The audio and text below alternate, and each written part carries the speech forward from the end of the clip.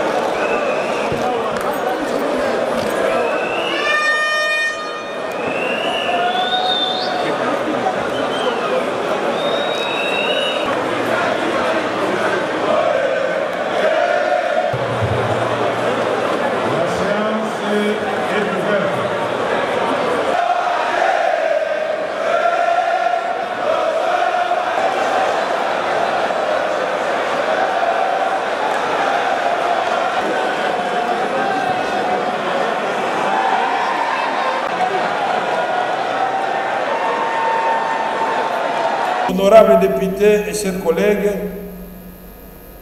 nous attendons de vous non seulement des questions, mais aussi et surtout des enrichissements pour qu'une fois réalisé, le programme du gouvernement puisse jeter les bases pour la matérialisation des 6 piliers de son Excellence, Monsieur le Président de la République, chef de l'État, Félix Antoine Tshisekedi Tshilombo, lors de son discours d'investiture. Je voudrais vous exhorter, ou plutôt nous exhorter, nous tous, de considérer qu'il n'y a pas 2 camps, celui de l'Assemblée nationale d'un côté et celui du gouvernement de l'autre côté. Il n'y a qu'un seul camp, celui de la patrie, parce que le programme que Madame la Première ministre va présenter aujourd'hui, c'est ce programme-là qui va conduire à la destinée de notre beau pays, la République démocratique du Congo. Mon souhait est que nous approuvions le programme avec toutes les améliorations et les amendements que vous aurez à formuler. Vous allez formuler librement. Gagner la confiance des citoyens et contribuer au bien-être et au développement durable de la société congolaise dans son ensemble. Honorable Président de l'Assemblée nationale, honorables membres du Bureau, honorables députés nationaux, élus légitimes du peuple. La République démocratique du Congo est face à son destin. Ce qui est en jeu aujourd'hui n'est pas seulement la question de l'émergence ou du développement de notre pays. Ce qui est en jeu va au-delà de nos clivages et de nos différents intérêts. Ce qui est en jeu, c'est la réappropriation de notre destin en tant que Congolaises et Congolais. Ce qui est en jeu, c'est l'avenir de notre pays en tant que nation une et indivisible. Et pour relever tous ces défis, nous devons être capables de mettre de côté ce qui nous divise afin qu'ensemble, nous fassions triompher l'intérêt général et l'intérêt général seul. Nous sommes les descendants de Kimpavita et de Kimbangu. Nous sommes la patrie de Kasavubu et de Lumumba. Rien ni personne ne doit nous faire reculer, ni nous faire trembler. Et je voudrais ici, si vous le permettez, honorables députés, dignes élus du peuple, en ma qualité de Première ministre, chef du gouvernement, en tant que ma qualité de maman congolaise, indiquer que la République démocratique du Congo se défendra face à nos agresseurs ainsi qu'à leurs complices, ceux qui massacrent tous les jours nos paisibles populations, qui décapitent nos enfants, nos frères qui violent nos sœurs, nos mamans qui pillent nos richesses. Tôt ou tard, ils répondront de leur barbarie et de leurs crimes devant la justice.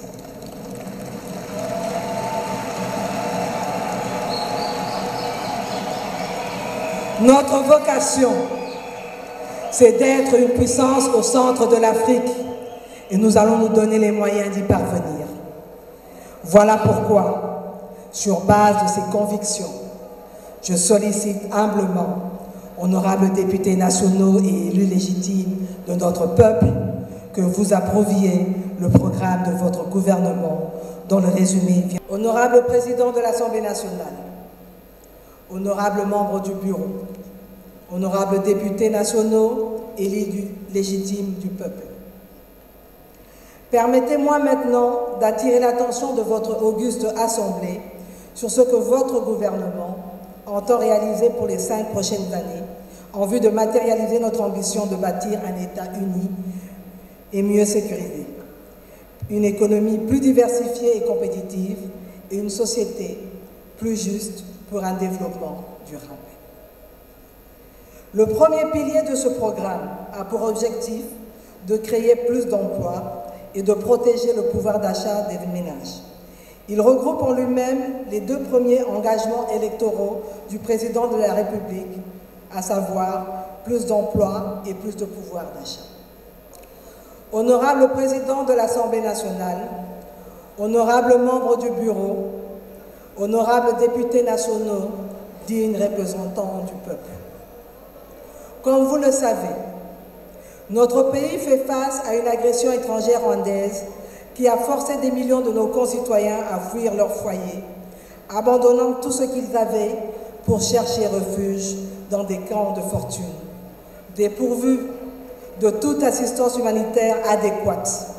Ces hommes, femmes et enfants innocents sont confrontés à des conditions inhumaines, à la faim, à la maladie et au désespoir, alors que nous nous efforçons de trouver des solutions pour répondre à cette crise déchirante.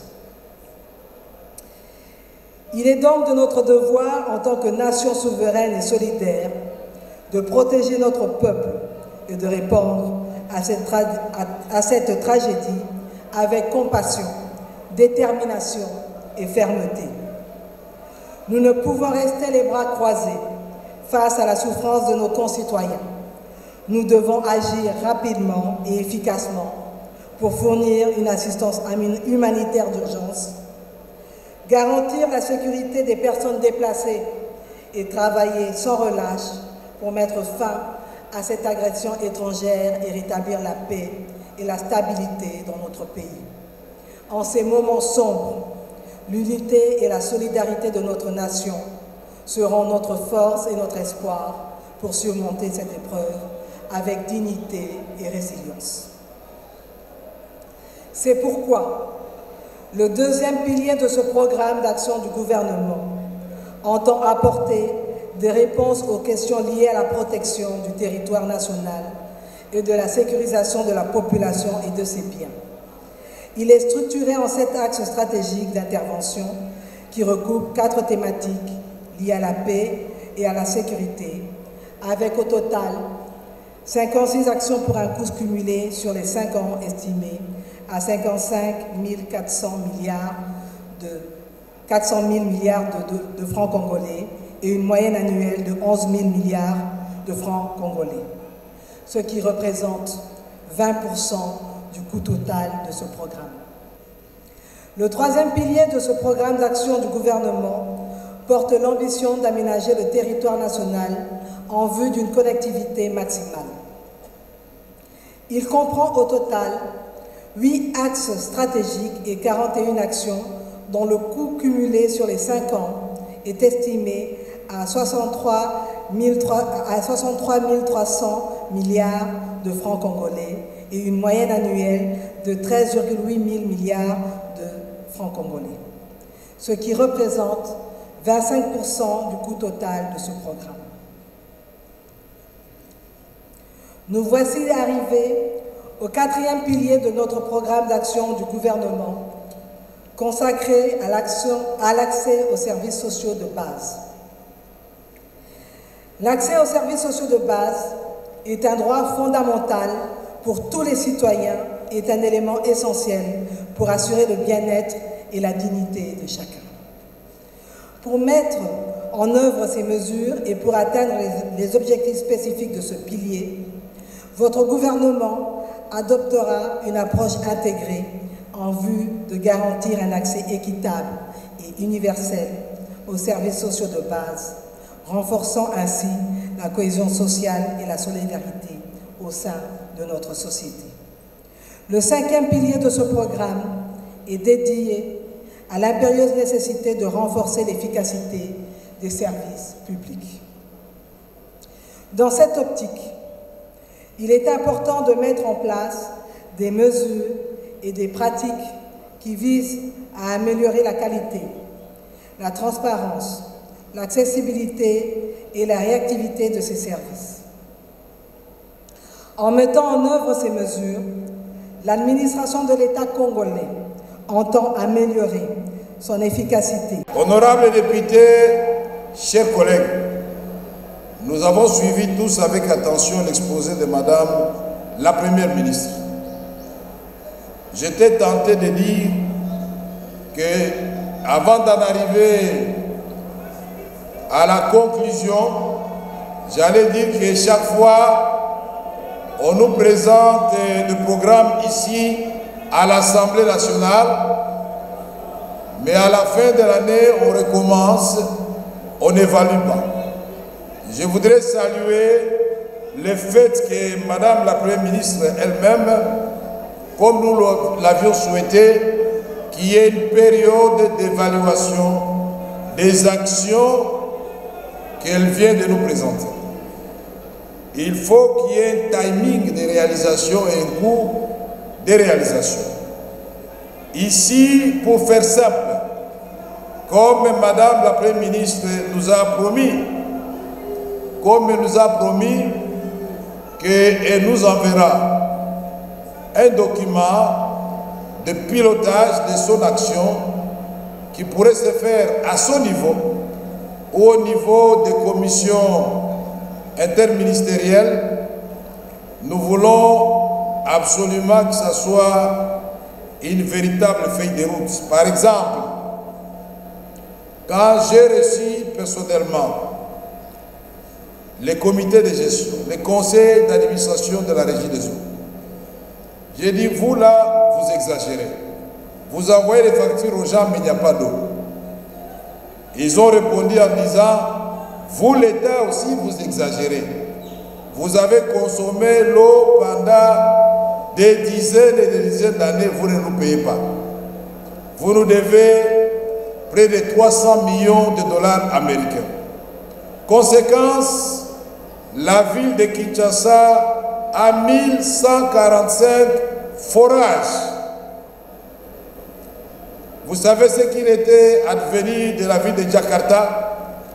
Quand les forages sont rapprochés les uns aux autres, il y a effondrement. Nous devons faire attention, puisque c'est une matière qui doit être suivie par le ministre qui a cette matière dans ses attributions. 134 stations de régie des eaux, dont 74 seulement fonctionnent. Aujourd'hui, on doit se poser la question, qu'est-ce qui reste pour que Kikwit soit éclairé? Parce que quand je suis passé dernièrement, il y avait déjà les réseaux électriques installés, mais il ne manque plus que des câbles venant de Kakobola. On doit se poser la question de savoir, est-ce que Katende c'est devenu une malédiction ou c'est une réalité? On doit se poser la question de savoir, est-ce que Force Bendera va se réveiller un jour? La question de savoir, est-ce que la Chopo, c'est impossible de rétablir le courant dans la ville de Kisangani?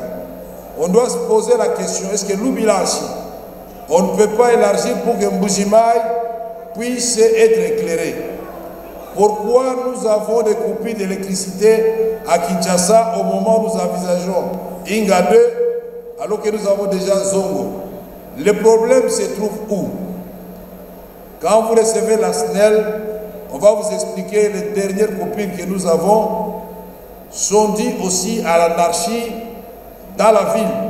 C'est pourquoi nous saluons la création ou la nomination des ministres délégués chargés de ville.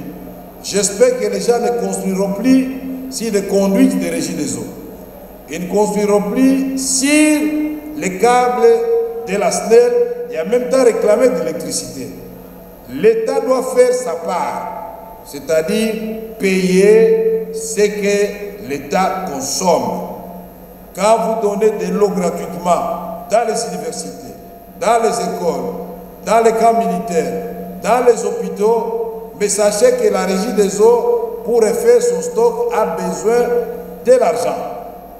Nous ne disons pas que les universités doivent payer, mais l'État doit subventionner cette matière stratégique. Vous voulez demander à la SNEL de travailler avec un réseau de 1956, régie des eaux de 1939. Mais l'eau dans certains endroits est devenue tout simplement ocre. Aujourd'hui, madame, vous avez fait la démonstration qu'il y a moyen de faire un programme que les gens peuvent comprendre, améliorer et critiquer. Par exemple, de la gare centrale à l'aéroport de Djili, c'est 28 km. Alstom France nous propose de nous faire un métro rapide à double voie. À moins de 300 millions de dollars. Mais quand on voit des projets qui ont englouti des millions et des millions de dollars, nous aurions résolu déjà ce problème des gens qui partent à pied et qui reviennent à pied, puisque là il s'agira d'un train rapide, propre, et chaque train, puisqu'il est prévu 5, chaque train va transporter 1500 personnes par jour. C'est extraordinaire. Quand nous regardons les domaines que vous avez soulignés qui nous intéressent tous de l'agriculture, nous nous posons la question de savoir, bon, les minéraux, on dit que c'est devenu une malédiction, je n'y crois pas. C'est mal géré tout simplement. Avec le nouveau ministre, je crois qu'il y aura de la révolution. Mais est-ce que la terre est devenue aussi une malédiction pour les Congolais? Est-ce qu'aujourd'hui, il n'est pas possible, madame, qu'on assigne à chaque province, par exemple, 40 000 hectares, selon sa spécificité topographique, physiocratique? Dire, bon voilà, les grands Kasaï, les grands Katanga, faites-nous 200 000 hectares de maïs. Je suis élu du territoire de Pugna, dans la province de Maniema. Qu'est-ce que vous pouvez dire par rapport à l'investiture? Quelles sont vos impressions? C'est le début d'un mandat. Et en tant que député national, on espère qu'avec l'investiture du gouvernement, les choses sérieuses devraient commencer. Nous, en tant que défenseurs de la population, nous devions voir qu'est-ce que notre population pourrait recevoir de ces gouvernements ici. Donc c'est ça la plus grande chose. Donc on attend que le gouvernement soit investi, que les plans commencent à être exécutés.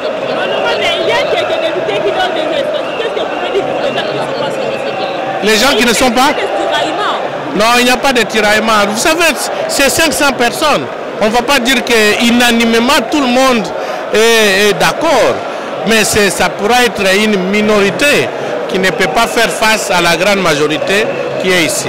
Donc ça, ce n'est pas un problème. C'est ce qu'on appelle la démocratie. Et pour vous, vous êtes d'accord avec cette gouvernement? Mais c'est mon gouvernement, je suis de l'Union Sacrée, je suis de l'IDPS Tshisekedi. Donc je ne peux pas être contre mon propre gouvernement. Je ne peux pas être contre mon propre gouvernement. En tant que député, je vais plutôt demander au gouvernement de faire très bien le travail. Ce n'est pas parce que c'est mon gouvernement qu'on va laisser le gouvernement aller en dehors de ces programmes qui nous présentent aujourd'hui. Ok? Mon impression est mitigée jusqu'à ce moment parce que nous attendons que le Premier ministre vienne nous livrer les contenus du programme de son gouvernement. Mais nous, comme de l'Est par exemple, je n'attaque qu'un seul pilier de ce programme, l'aspect sécuritaire. Parce que la province de l'Ituri, la province du Nord Kivu font face à l'insécurité. Et moi, je voudrais que Madame la Première ministre vienne nous dire ce qu'elle va faire avec son gouvernement concrètement par rapport à l'aspect sécuritaire. Donc, moi, étant donné que je n'ai pas encore suivi son programme, je n'ai pas encore suivi son discours, je ne peux pas me prononcer. Mais j'espère qu'après avoir livré son impression par rapport à l'aspect sécuritaire, je pourrai me prononcer. Merci. Merci pour cette pertinente question. Il est de bonne loi que, après que le chef de l'État ait pris l'ordonnance nommant le ministre, la loi dispose qu'il faudrait que ce gouvernement soit investi par l'Assemblée nationale. C'est la raison pour laquelle vous nous voyez dans cet hémicycle, parce que nous voulons exécuter, nous voulons remplir cette mission qui est loyale, qui est constitutionnelle. C'est la raison pour laquelle nous nous retrouvons ici. Donc, incessamment là, le gouvernement sera investi. Voilà ce qui justifie notre présence dans cette salle. Je crois que j'étais la première personne aux premières heures de la nomination de la Première ministre. Je vois qu'il y a certaines recommandations que j'avais faites. La première recommandation, c'était que la Première ministre avec son équipe s'attaque précisément à ce qui se passe à l'Est. Je ne cesse de le dire que sans la paix, rien ne peut être possible. C'est la raison pour laquelle la première recommandation pour la Première ministre ainsi que son gouvernement, c'est de s'attaquer à la guerre. Sans la paix, il n'y aura rien et le social aussi ne sera pas mis en application. Donc ça c'est pour moi la première recommandation, c'est de s'attaquer à la guerre. Merci honorable.